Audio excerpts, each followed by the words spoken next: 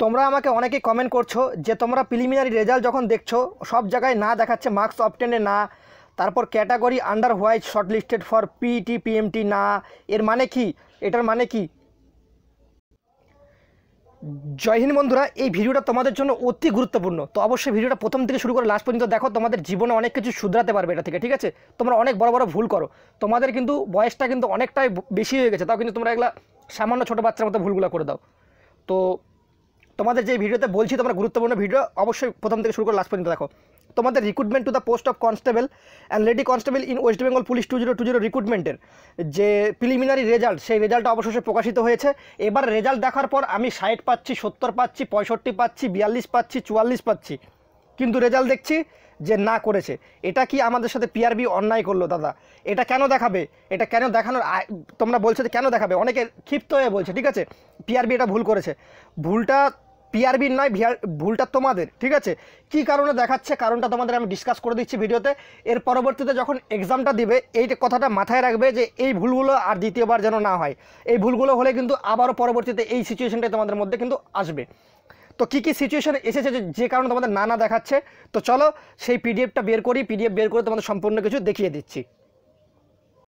তো তোমরা দেখতে পাচ্ছ একটা ক্যান্ডিডেটের রেজাল্ট আমার কাছে আছে, বহুত ক্যান্ডিডেটের রেজাল্ট, এর বলে না প্রায় তোমাদের অনেক ক্যান্ডিডেট এইভাবে রিজেক্টেড হয়েছে। তো এটার কারণ কি? এটার কারণ কি? যেখানে তোমাদের 9 লক্ষ আবেদন হয়, তো এটা স্বাভাবিক যে 50 থেকে 70 হাজার ফর্ম তো এমনি ওএমআর সিটে বাতিল হয় কি না? তো এই ওএমআর সিটে বাতিল হয়েছে, তো এটা কেন দেখাবে? তাই তো, নম্বর কেন দেখাচ্ছে না? সবার মনে প্রশ্ন। তো তোমাদের নিচে কাটআপটিও দেখিয়ে দিচ্ছে। পিআরবি এটা খুব ভালো একটা, দেখতে পাচ্ছ তোমরা নিচে কাটআপটি। এবার দেখো সেই কথাগুলো বাদ দিই। Not shortlisted for PET PMT, number অনেক পাচ্ছিলাম, ঠিক আছে ভালো কথা, মেনে নিলাম তুমি নম্বর বেশি পাচ্ছিলে। মার্কস অবটেন না, category under white short listed for PET PMT না, অ্যাপ্লিকেশন ইউআর। তো এখানে সমস্তগুলো দেখাচ্ছে, শুধু না দেখাচ্ছে নম্বরগুলোর জায়গায়। তো কেন? যখন আমি জিজ্ঞেস করলাম তখন বললো এই যে তোমাদের না যে অপশানটা দেখাচ্ছে এটা হচ্ছে তোমাদের ওএমআর সিটে কোনো কারণে ভুল রয়েছে। এবার কি ভুল রয়েছে সমস্ত কিছু বলছি। তোমাদের ওএমআর সিটটি কিন্তু কম্পিউটার কিন্তু যে রিড, সেই রিডটি করতে পারেনি, সে কারণে কিন্তু না করে দিয়েছে। দেখো তোমাদের কি ভুল হতে পারে, স্বাভাবিক যেগুলো ভুল। প্রিলিমিনারি রিটার্ন এক্সামে যে প্রিলিমিনারি রোল নাম্বারটা থাকে সেটা হয়তো তুমি উপরে করেছো 3, তার জায়গায় গোল করেছো 5, এটা ভুল হতে পারে। বা তুমি উপরে লিখেছো 5, গোল করেছো 4, ঠিক আছে, উপরে রোল নাম্বারটা ঠিক লিখেছো, নিচে গোলটা করেছে ভুল। বা নিচে গোলটা করেছো ঠিক, উপরে রোল নাম্বারটা লিখেছো ভুল। তাহলে এইভাবে যদি হয়ে থাকে তাহলে কিন্তু তোমার ক্যান্সেল হবে। বা বুকলেট নাম্বার যদি তুমি ভুলভাল লিখে থাকো, বুকলেট নাম্বারের কারণে কিন্তু ক্যান্সেল হয়। ঠিক আছে, এই দুটো সবথেকে একদম মোস্ট পয়েন্ট। ঠিক আছে, এই দুটো সবথেকে বড় মোস্ট পয়েন্ট। এইগুলোর জন্য কিন্তু তোমাদের যে ওএমআর সিট সেটা কিন্তু ক্যান্সেল হয়েছে। ঠিক আছে, বুকলেট নাম্বারের জায়গায় তুমি যদি ভুল করে দাও তোমার কোশ্চেন প্যাটার্নটা টোটালি আলাদা চলে আসবে।